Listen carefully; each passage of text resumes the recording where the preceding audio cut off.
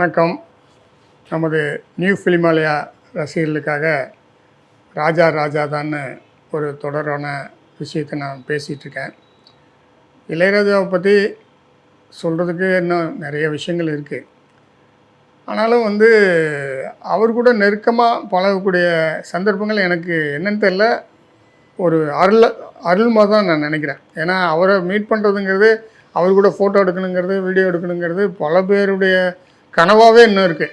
பல பேர் வெளிநாட்டிலேருந்தெல்லாம் இன்னும் ஒரு ஏக்கத்தோடு இருக்காங்க. அந்த மாதிரி இருக்கிறப்போ எனக்கு அவரோட அடிக்கடி சந்திக்கக்கூடிய சந்தர்ப்பங்கள் இதெல்லாம் வாய்ச்சது. எனக்கு மணிவண்ணனோட ஒரு 15 படம், கே ரங்கராஜோடைய ஒரு 6-7 படம், உதயகீதம், உன்னை நான் சந்தித்தேன், இந்த மாதிரி படங்கள், கீதாஞ்சலி, இளையராஜாவோட சொந்த படம் பாடு நிலாவே, இந்த மாதிரி படங்கள்லாம் நான் அவர் கூட நெருக்கமாக இருக்கக்கூடிய வாய்ப்புகள் எனக்கு நிறையா அமைஞ்சுது. அந்த மாதிரி டயத்துக்கு அப்புறம் இந்தியா டுடே இங்கிலீஷ்லேருந்து தமிழுக்கு வருது முதல்ல. ஸோ அந்த மாதிரி நேரத்தில் அந்த பத்திரிகைக்கு ஒரு சினிமா செய்தியாளராக நான் விண்ணப்பிக்கிறேன். நான் செலக்ட் ஆகிறேன். ஸோ ஒரு முழு நேர பத்திரிகையாளராக பல வருடங்கள் நான் பணிபுரிந்தாலும் ஒரு சினிமா ஃபுல்லாகவே எங்கிட்ட பொறுப்பு இருக்கும். அந்த அந்த அந்த பத்திரிக்கையில் ஒரு 7-8 பக்கங்கள் வரைக்கும் என்னுடைய பொறுப்பில் இருக்கும். சினி பிட்ஸ்னு ஒன்று, அப்புறம் சினிமா கட்டுரைகள், இந்த மாதிரி ஒரு 6-7 படம் ஃபுல்லாக படத்தோட கட்டுரை எல்லாமே என்னுடைய பொறுப்பில் தான் இருக்கும். ஸோ அந்த மாதிரி நேரத்தில் வரப்போகுதுன்னா முதல் இஷ்யூக்கு என்ன பண்ணலாம் அப்படின்னு சொல்லிட்டு ஒரு ஆசிரியர் குழு மீட்டிங் நடக்குது. ஸோ முதல் இஷ்யூவில் இளையராஜாவோட கவர் ஸ்டோரி வந்தால் நல்லாயிருக்கும் அப்படின்னு என்னுடைய ஐடியா சொல்கிறேன். ஸோ அதை டெல்லி அங்கீகரிச்சிடுறாங்க.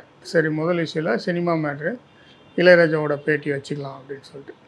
இதுக்காக எனக்கு ஆல்ரெடி நான் அவர் கூட பழகியிருக்கேன்.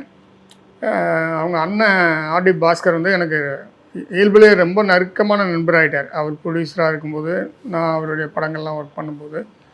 ஸோ கம்போசிங் போகிறது, ரெக்கார்டிங் போகிறது, இதெல்லாம் ரொம்ப ரெகுலர் ஆகிடுச்சு.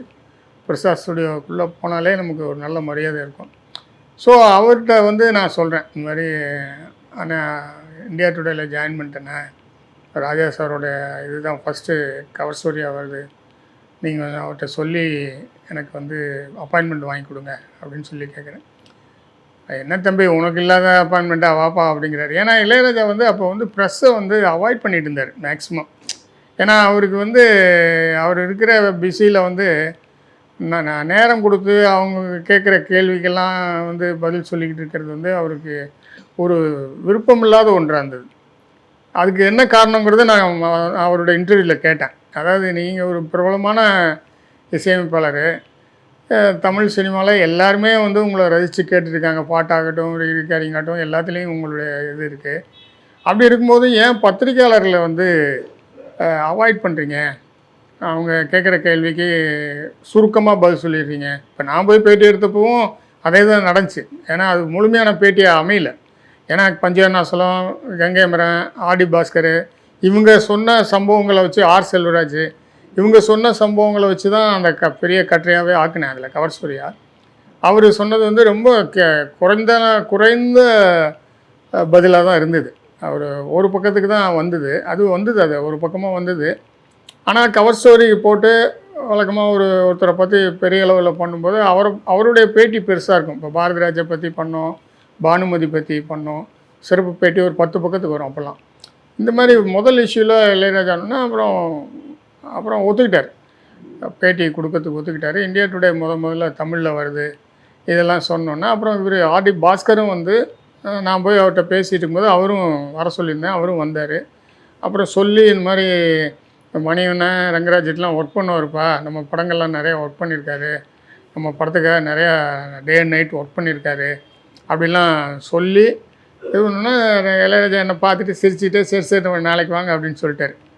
அப்புறம் அடுத்த நாள் காலையில் 9 மணின்னு நினைக்கிறேன் போனால், அந்த ஃபோட்டோகிராஃபர் என்ன பண்ணிட்டாரு, அவர் அந்த இந்தியா டுடே வரப்போது கலரில் எடுக்கணுங்கிற கான்செப்டை அவருக்கு மறந்துட்டார். ஏன்னா பிளாக் அண்ட் ஒயிட்லேயே எடுத்து பழக்கமாகிடுச்சு. இந்தியா டுடே அப்போ தான் வருது கலரில்.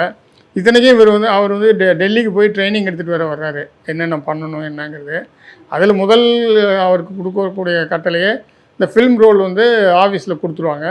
அந்த ஒரு ரோலையும் எடுக்கணும். ஒரு ஆளை போய் ஃபோட்டோ எடுத்தோம்னா, ராமசாமின்னு ஒருத்தர் வந்து ஃபோட்டோ எடுத்தோம்னா அவர் 36 ரோல்லையும் இருக்கணும். வேறு ஆங்கிளில் இருக்கணும். ஏன்னா பின்னாடி ஏதோ ஒன்றுக்காக தேவைப்படும். இதில் ராமசாமி 5 ஃப்ரேமு, வேற ஒருத்தர் இன்னொரு 5 ஃப்ரேம்லாம் எடுக்கக்கூடாது. அப்படியே எடுத்து அங்கே இதுக்கு டெல்லிக்கு தான் அனுப்பிச்சிடணும். டெல்லிக்கு கூரியரில் டெய்லி போயிடும். ஸோ அவங்க தான் லேஅவுட் போட்டு அனுப்புவாங்க. அதை பார்த்து பிரிண்ட் அவுட்லாம் போட்டு அந்த மாதிரி தான் இது வந்து நான் அவர்கிட்ட வந்து காலையில் 10 மணிக்கு போகிறோம், 11 மணிக்கு பேட்டியெல்லாம் முடிஞ்சிருச்சு. முடிஞ்சதுக்கப்புறம் ஒரு சந்தேகத்தில் நான் கேட்குறேன், என்னப்பா அந்த ஃபோட்டோலாம் எப்போ கிடைக்கும் அப்படின்னு சொல்லி கேட்குறேன். சாயந்தரம் ரெடி ஆகிடுமா அப்படிங்கிற மாதிரி கேட்குறேன். அவர் திடீர்னு அது என்ன பிளாக் அண்ட் ஒயிட் தானே, அப்படியே எடுத்து கூரியர் போட்டு அனுப்பிச்சிட வேண்டியது தானே அப்படின்னு. எனக்கு ஷாக் ஆயிடுச்சு. என்னப்பா சாதாரணமாக சொல்கிற, கவர் ஸ்டோரியில் வருது, அது பிளாக் அண்ட் ஒயிட்டுன்னு சொல்கிறிய அப்படின்னு சொன்னோன்னா, ஐயோ ஆமாம்ல, நான் அதை பற்றியே நினைக்கவே இல்லையே அப்படின்னு சொல்லிட்டு தான் பண்ண தவறை வந்து ரொம்ப கேஷுவலாக சொல்கிறார். இளையராஜா வந்து பிளாக் அண்ட் ஒயிட்டில் எடுத்துட்டேன், இப்போ என்ன பண்ணுறது அப்படின்னு சொல்லிட்டு. ஏன்னா இப்போ அவர்கிட்ட வந்து இப்போது அப்பாயின்மெண்ட் வாங்குறது பெரிய விஷயம். அவரை சமாளம் பண்ணி அவங்க அண்ணனை வந்து ரெக்கமெண்டேஷன் கூப்பிட்டு போகிறேன். நான் வந்து மணிவண்ணன்ட்ட 15 படம், ரங்கராஜிட்ட 5 படம் எல்லாம் அவருக்கு தெரியும். அதனால அவர் ஏதோ சரி வேறு யாருக்கு கொடுக்குறத விட இவருக்கு கொஞ்சம் கொடுக்கலான்னு சொல்லி தான் கொடுக்குறாரு. அந்த பேட்டியில் கூட நான் கேட்குறேன், சார் இந்த மாதிரி இவ்வளோ பிரபலமாக இருக்கீங்க, போயிட்டுருக்கு சார், நிறையா பத்திரிகையாளர்கள் வந்து உங்களை பார்க்கணுன்னு சந்திச்சுட்டு ரொம்ப ஆவலோடு காத்திருக்காங்க, ஆனால் நீங்கள் யாருக்கும் அப்பாயின்மெண்ட்டே கொடுக்குறது இல்லையே, ஏன் எதனால் அப்படின்னு சொன்னோன்னா அவர் சிரிச்சுக்கிட்டே சொன்னார், இல்லைப்பா ஒரு தடவை வந்து ஒரு பொண்ணு பேட்டி கேட்டாங்க, ஒரு ஆங்கில பத்திரிக்கை. அந்த பொண்ணு வந்து கொஞ்சம் மியூசிக் கற்றுருக்கு. அதாவது வழக்கமாக பிராமண குடும்பங்களில் பள்ளிக்கூடம் முடிஞ்சோன்னா அதுக்கு அந்த டயத்தில் வந்து மியூசிக் கற்றுக் கொடுத்துருப்பாங்க, ஒரு பேசிக். அந்த மாதிரி அதெல்லாம் தெரிஞ்சு வச்சுட்டு, சில ராகங்கள் பேர்லாம் தெரிஞ்சு வச்சுக்கிட்டு அதை பற்றியெல்லாம் பேட்டியில் பேச ஆரம்பிச்சிது. எனக்கு கொஞ்சம் அது இரிட்டேட்டாக இருந்தது. ஏன்னா அவர் பெரிய மேதைகிட்ட போய் தான் ஒரு மேதாவின்னு காட்டுறதுக்காக அந்த ராகத்தில் வந்த பாட்டு, இந்த ராகத்தில் வந்த பாட்டு, அப்படி இப்படின்னு ஏதேதோ அவரை வந்து ரொம்ப டிஸ்டர்ப் பண்ணியிருக்காங்க. வந்தோமா பேட்டி எடுத்தோமா அவர்கிட்டருந்து தான் பதில் வாங்கணுமே தவிர, இவங்களே கேள்வின்னு சொல்லி இவங்களே பதிலுன்னு சொல்லிக்கிட்டு இருந்தால் அவருக்கு எப்படி இருக்கும். அதனால் எனக்கு ரொம்ப கொஞ்சம் இரிட்டேஷனாக இருந்தது. அதனால் மேக்ஸிமம் நான் வந்து இந்த ரிப்போர்ட்டர்ஸ் அதை அவாய்ட் பண்ணிடுவேன். ஏன்னா அவங்களுக்கு வந்து மியூசிக் தெரிஞ்சுக்கிட்டு தான் வரணும்னு அவசியம் இல்லை. ஆனால் அவங்க வர்றவங்க வந்து என்ன இம்ப்ரெஸ் பண்ணுறதுக்காக அவங்களுக்கு தெரிஞ்ச மியூசிக் நாலேஜை வந்து எங்கிட்ட திணிச்சிக்கிட்டு இருப்பாங்க. அதனால் நான் அவாய்ட் பண்ணிடுவேன். அந்த பொண்ணு திட்டி அனுப்பிச்சிட்டேன். அப்போ கூட நான் வந்து கேட்டேன், அங்கே ஒரு ஃபோட்டோ மாட்டியிருந்தது என்னோடய ரூமில், வேறு கலைஞர்களுடைய படங்கள் அதெல்லாம் மாட்டியிருந்தது. அவர் ஒரு ஃபோட்டோவை காட்டி அது யாருன்னு தெரியுதா அப்படின்னு கேட்டிருக்காரு அந்த பொண்ணுகிட்ட. அந்த பொண்ணு வந்து அது வந்து பிரசாத் ஸ்டுடியோங்கிறதுனால அந்த ஸ்டுடியோவோட ஓனர் எல்வி பிரசாத் தான் இருக்கும். எல்வி பிரசாத் மிகப்பெரிய டைரக்டரு, பெரிய கோடீஸ்வரன், அந்த மாதிரியெல்லாம் அவர் ஃபோட்டோ தான் இருக்குன்னு நினச்சிக்கிட்டு அந்த அம்மா வந்து எல்வி பிரசாத்தான்னு கேட்டிருக்கு. அது பீத்தோவான்னு சொல்லி ஒரு மிகப்பெரிய இசைக்கலைஞருடைய ஃபோட்டோ. அது இளையராஜா வந்து மரியாதைக்காக மாட்டி வச்சிரு. ஸோ அது கேட்டோன்னா இவருக்கு கெட்டப்மான்னு சொல்லிட்டாரான். நீ எந்திரிமா போ, வேலையை முடிஞ்சிச்சு, உனக்கு இன்டர்வியூலாம் முடிஞ்சிச்சு. ஏன்னா அது கேள்வியே கேட்கலையா பாவம்.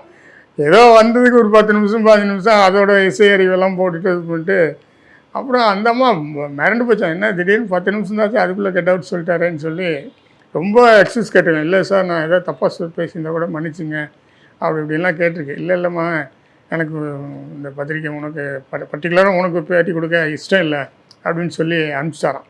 இந்த மாதிரி ஒரு முரண்பாடான மிகப்பெரிய ஒரு கலைஞர்கிட்ட போய் முரண்பாடாக போய் கேள்வியில் கேட்குறதும் அவரை இரிட்டேட் பண்ணுறதும் அது ஒரு சில பத்திரிகையாளர்களுக்கு வழக்கமாக இருக்குது.